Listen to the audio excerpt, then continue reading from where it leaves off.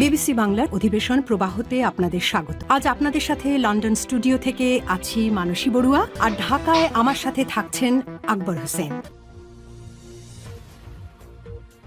বাংলাদেশের সর্বশেষ গুরুত্বপূর্ণ আপডেট সংবাদে আপনাকে স্বাগত। শুরুতেই সংবাদ শিরোনাম, পরে বিস্তারিত। প্রথমেই জানাবো আমাদের হাতে থাকা সর্বশেষ গুরুত্বপূর্ণ সবথেকে তাজা আপডেট সংবাদ।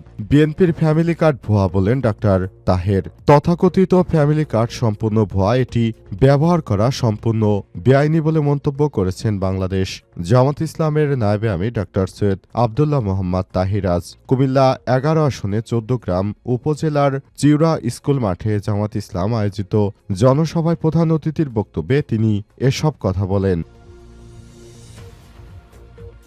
এরপর জানাবো, হাসিনা আপার রেখে যাওয়া সমর্থকদের পাশে আছি বললেন মির্জা ফখরুল। ক্ষমতাচ্যুত সাবেক প্রধানমন্ত্রী শেখ হাসিনা ভারতে পালিয়ে গেলেও তার সমর্থক ও নেতাকর্মীদের বিপদে ফেলে গেছেন বলে মন্তব্য করেছেন বিএনপির মহাসচিব মির্জা ফখরুল ইসলাম। তিনি বলেন যে সব নেতাকর্মীরা বিপদে পড়েছে, হাসিনা আপার রেখে যাওয়া এসব নেতাকর্মীদের পাশে রয়েছে আমরা। এদিকে ক্ষমতায় গেলে জনবান্ধব দেশ গড়ে তুলব বলেন ডাক্তার শফিকুর রহমান।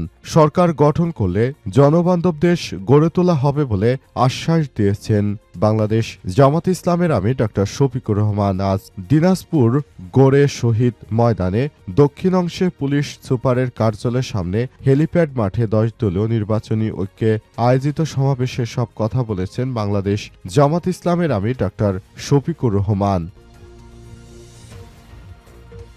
জানাবো, ঘোষণা দিলে ঢাকায় একজন জামাতের কর্মীও রাস্তায় নামতে পারবে না, ইশরাকের হুঁশিয়ারি। আমরা যদি ঘোষণা দেই তাহলে ঢাকা শহরে জামাতের প্রার্থীরা রাস্তায় নামতে পারবে না বলে মন্তব্য করেছেন ঢাকা 6 আসনে বিএনপির প্রার্থী ইঞ্জিনিয়ার ইশরাক হোসেন। রাজধানীর বক্সশালের সুরিটোলা স্কুলের সামনে নির্বাচনী গণসংযোগকালে তিনি এমন মন্তব্য করেন। এবং সর্বশেষ জানাবো, ছেলে এনসিপির প্রার্থী, বাবা ভোট চাইলেন ধানের শীষে।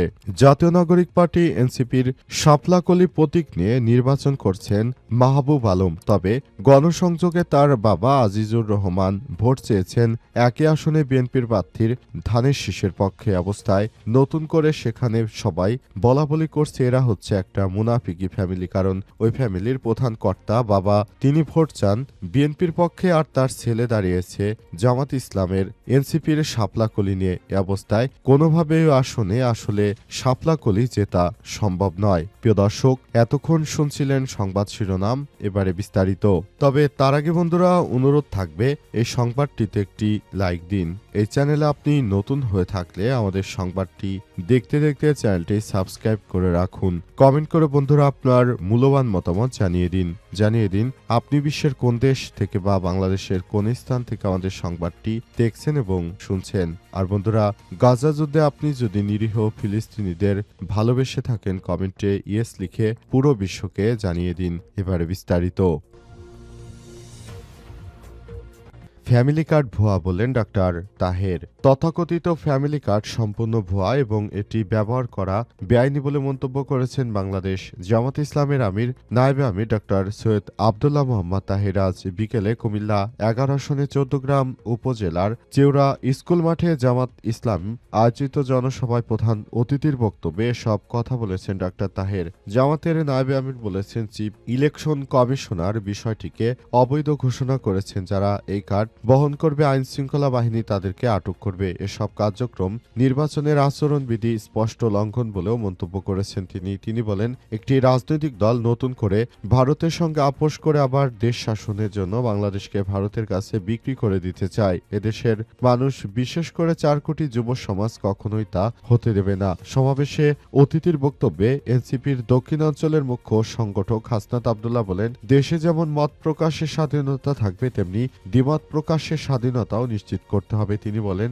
আবারও ফ্যাসিবাদের পদধ্বনি শোনা যাচ্ছে। যারা ভোটকেন্দ্র দখল করতে আসার চিন্তা করবেন তাদের উদ্দেশ্য করে তিনি বলেন, তারা যেন ঘরে মা বোনদের কাছে বিদায় নিয়ে আসে, কারণ তারা কিন্তু আর ফিরে যেতে পারবে না। আমাদের নেতাকর্মীরা কিন্তু বসে থাকবে না। যারাই নির্বাচনের সময় এই অবৈধভাবে ভোটকেন্দ্রগুলো দখল করতে আসবে তাদের বিরুদ্ধে আমাদের অ্যাকশন চলবে। এজন্য তিনি সবাইকে উদ্দেশ্য করে সব কথা বলেছেন।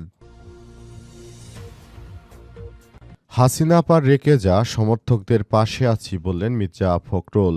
বিএনপির মহাসচিব মির্জা ফখরুল ইসলাম আলমগীর বলেছেন, শেখ হাসিনা নাকি তার আপা এবং তার রেখে যাওয়া সমর্থক অর্থাৎ আওয়ামী লীগের পাশে রয়েছে বিএনপি, এমন উদ্ভট মন্তব্য করেছেন বিএনপির মহাসচিব মির্জা ফখরুল ইসলাম। তিনি বলেন, আওয়ামী লীগের যারা নেতাকর্মী রয়েছেন তারা নির্দ্বিধায় বিএনপিকে ভালোবেসে বিএনপিতে এসে যোগদান করতে পারেন। আপনাদের জন্য আমাদের দরজা খোলা থাকবে। তিনি বলেন, শেখ হাসিনা আপার রেখে যা সবকিছু আমরা পরবর্তীতে শেষ করতে চাই। তিনি বলেন, এজন্য আমরা সবাই মিলে কাজ করছি।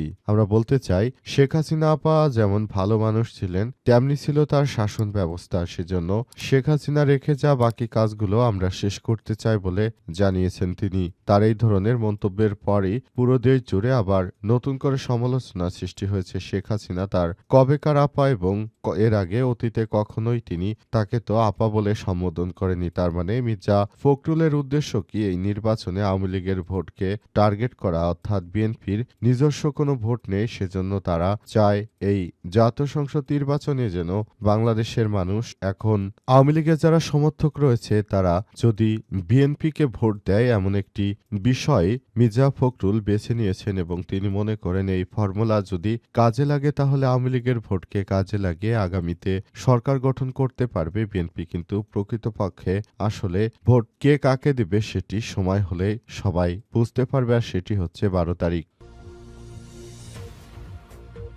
ক্ষমতায় গেলে জনবান্ধব দেশ গড়ে তুলব বলেন জামাতের আমির ডাক্তার শফিকুর রহমান। বাংলাদেশ জামাত ইসলামের আমির ডাক্তার শফিকুর রহমান বলেছেন, আমরা ক্ষমতায় গেলে পুরো বাংলাদেশটাকে একটা সুন্দর বাংলাদেশে গড়ে তুলতে চাই, নতুন বাংলাদেশ গড়ে তুলতে চাই। এর জন্য সবাইকে নিয়ে নতুন করে সবকিছু ভেবে দেখতে হবে। দেশটা আমাদের, সুতরাং এই দেশের মধ্যেও আমাদেরকে আরও বেশি দায়িত্বশীল ভূমিকা পালন করতে হবে। আগামীর নতুন বাংলাদেশ গড়ে তোলার জন্য সবাইকে নিয়ে কাজ করতে হবে।